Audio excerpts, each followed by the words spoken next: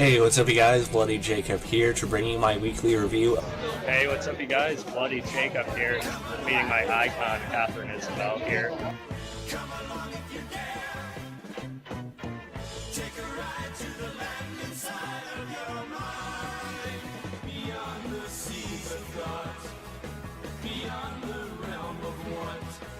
Across the streams of hopes and dreams where things are really not. Come along if you can. Come along if you dare. Have a good one. Cheers, guys. Side of your mind, but please realize you'll probably be surprised.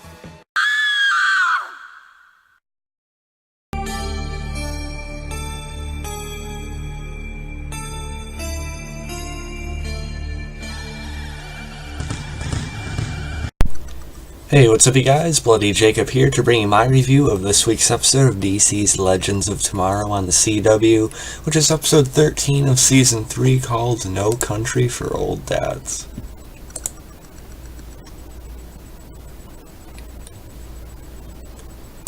So yeah, a pretty fun episode. This was definitely different because we got to see a lot of things from, of course, Damien and his daughter's perspective, and with that, a lot of it was also seen with them kidnapping Roy, of course. Not Roy, excuse me, Ray. I don't know why I said Roy. But yeah, Brandon Routh, Ray Palmer, he's becoming one of my favorite characters in the Arrowverse, honestly. Sara by far is my number one, then after that it's probably like Oliver and Slade. But at least like out of the Legends, he's becoming, I think, within my top 5 favorites. Of course, like I said, Sara being number 1, I'm not so sure after that. I think he's just a really good comic relief, and Brendan Routh plays him so naturally. And he has the biggest heart out of the whole team, too, really. Or he's like the most normal sort of do-gooder of them, I guess, in a band of misfits and outcasts, right? Again, I'm going to C2E2, Chicago Comic Entertainment Expo in April. Gonna do a separate video on that once the passes get mailed and everything. Katie Lotz, Dominic Purcell, and Brandon Routh are all gonna be there, and I'm very, very excited. But yeah, what's also funny about this is that, let me just see.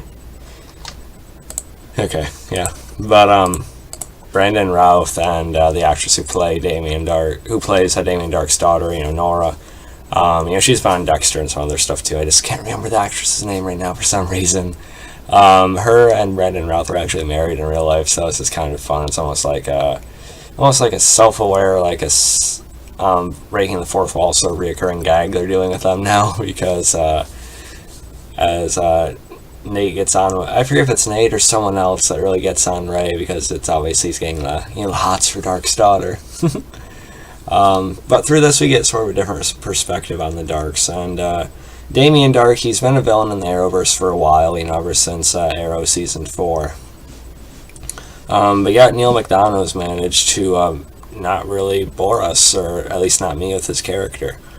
He's a lot of fun. Yeah, he's playing what was at one point sort of just a straight up bad guy, a little bit campy and everything like that, but he's just great with his evil expressions and everything, and he's definitely better than some of them that Arrow anyway has seen. Definitely better than Vandal Savage and stuff like that. But in this, they're in the 60s, and they end up having to get a guy away from Damien Darhk's younger self when he was in his prime. So Damien Darhk was really, really reluctant to let Nora and Ray go off on their own to try and handle it. But it was quite fun, because at the end we see that, of course, Nora has one of the totems, and it activates in the moment of like genuine like passion, or like stress or something like that. Something that's pure, I guess. I know they described it differently, but I'm getting it kinda, I think. And Damien Darhk, he has to defend her from his younger self, and he's trying to hold her up with his powers, and then fight off his younger self with a really funny wig. I just laughed. I just busted a gut when I see Neal McDonough walk on the screen with that hair. But it was still quite fun, and pretty good acting from Neal McDonough, actually showing how much he cared about Nora. And I'm wondering how this season's going to go with Malice and everything now, with seeing more of this angle on the Darks. Because it seems like she has been completely taken over by Malice again. Is Dark going to give his life and sort of be killed off by Malice sort of on the side? I don't know. What's he ultimately going to choose? But with this, I think we got to believe that he does care about his daughter genuinely at this point. And one of the funniest parts was when Damien goes to try and help him himself, or take care of it himself, and he starts just throwing everyone around with his power, and then Ray freaks out because he didn't get Nora home on time, and he just looks so genuinely worried just about that fact. And just the look Nora gives him was just hilarious, man. This was a pretty entertaining episode. I don't think I had as much fun with it as last week's, the whole pirate thing. But nonetheless, season 3, it's really, really awesome, man, so far. We have, 14, 15, 16, 17, 18. I think there are 18 episodes this season, so at least 5 or so left. But yeah, it's really shaping up nicely. Until now, season 2 is probably my favorite, and I'd have to go back and watch season 2 again, which I'm sure I will at some point. But season 3 is starting to overall become possibly the most entertaining to me. I don't know. We'll have to see how the main story wraps up, because season 2's ending was just brilliant with how things ended up with the reverse flash and everything, and what Sara did in the end with their other selves and stuff like that. I don't know if they're going to be able to top that, but Malice is a pretty cool villain so far, and it's just pure fun, and just great heart with all these characters. You also have Rip and Wally arriving. It's good to have Rip back sort of in the main fold. He seems what was interesting though is that he seems a little bit quizzical about Sara and Ava's relationship, which I really like seeing more of in this episode. They're eating Gideon's pancakes, or it's her French toast at the beginning. And apparently there's some kind of secret about Ava that Sara can't know. And is it even something that Ava herself knows? I don't know. Probably not. There's a lot of theories going around about this now. And I'm really worried about Ava. They're just going to kill her off by the end of the season. But there are a lot of theories. Is she another daughter of Dark's? I don't think so. Another theory is if she's like an AI, a robot kind of thing.